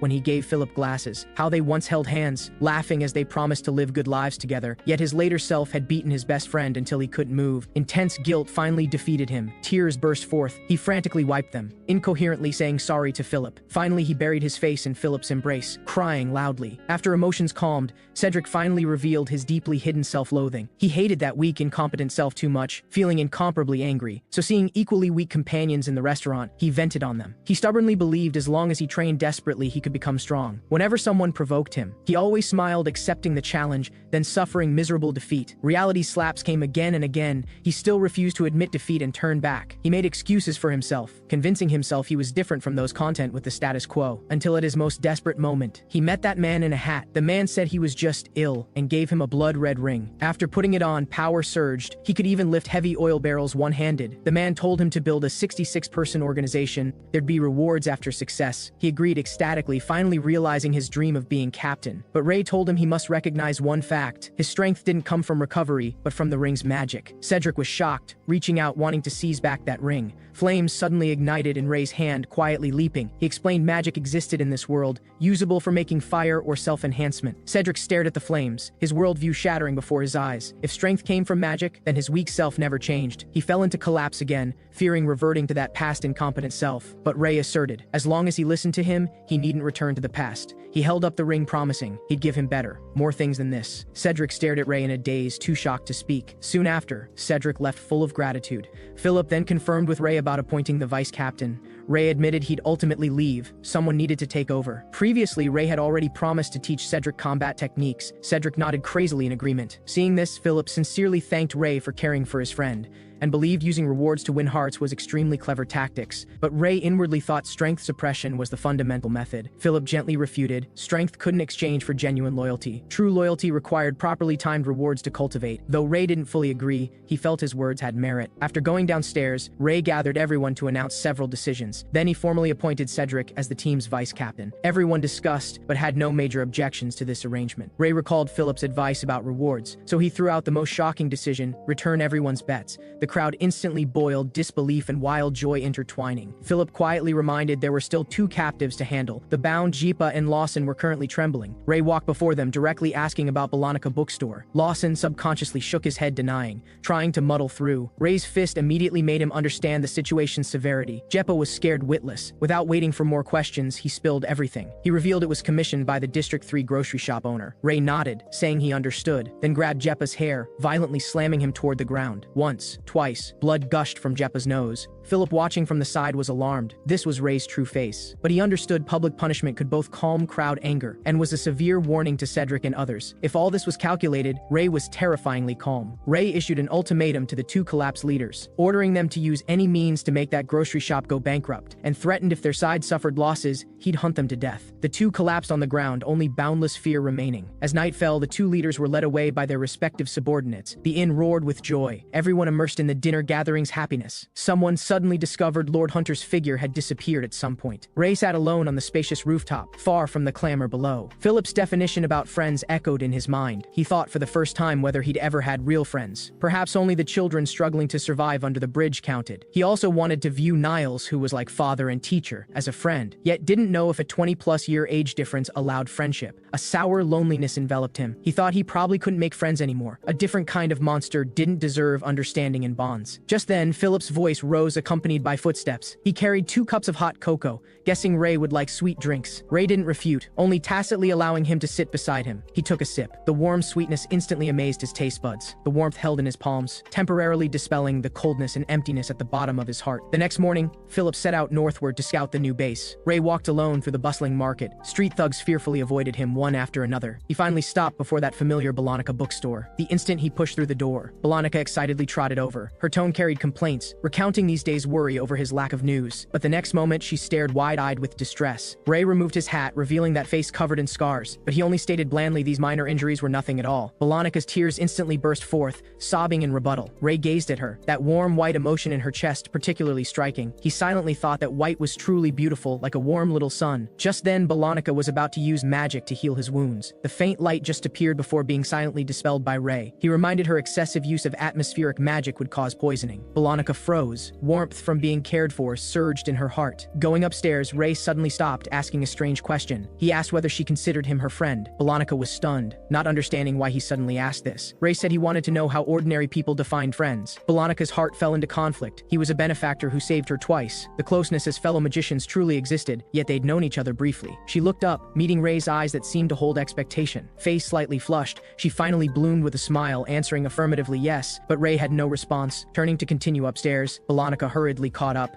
her heart pounding, asking back, what about him? Did he also view her as a friend? Ray turned back, his gaze calm and penetrating, giving a brief answer, no. Those 2 words stabbed into Bolonica's heart like ice picks. Strong feelings of being toyed with surged, her face flushed bright red. The next second, an uncontrollable roar erupted from the bookstore. Outside Grandpa's room door, Bolonica huffily turned and went downstairs. Ray couldn't understand why she suddenly shouted. He pushed open the door, seeing Grandpa Graham waiting for him. Grandpa smiled, complaining he grew more sleepy with age, time running short. Ray bluntly asked whether he was about to leave this world. Grandpa frankly admitted he had at most half a year remaining. Precisely because of this, from today on, he'd intensify teaching magic. Ray nodded, then pulled out that bloodstone ring. He requested Grandpa first tell him what exactly this thing was. Grandpa Graham examined it carefully, recognizing this as a type of charging stone. More critically, special magic had been applied to it. It could enhance the wearer's physical abilities under specific conditions. Grandpa's tone deepened, pointing out it mixed with draining type magic. This ring could absorb the wearer's life force to repair itself. Ray felt surprised such things could truly be accomplished. Grandpa solemnly pressed, where did he obtain such a dangerous object? Ray admitted honestly after becoming the kids' leader, he got it from the former captain. And the former captain claimed it came from an organization called Mokrid. Hearing this name, his expression changed drastically. He told Ray how terrifying this organization was. Powerful forces, secretive actions,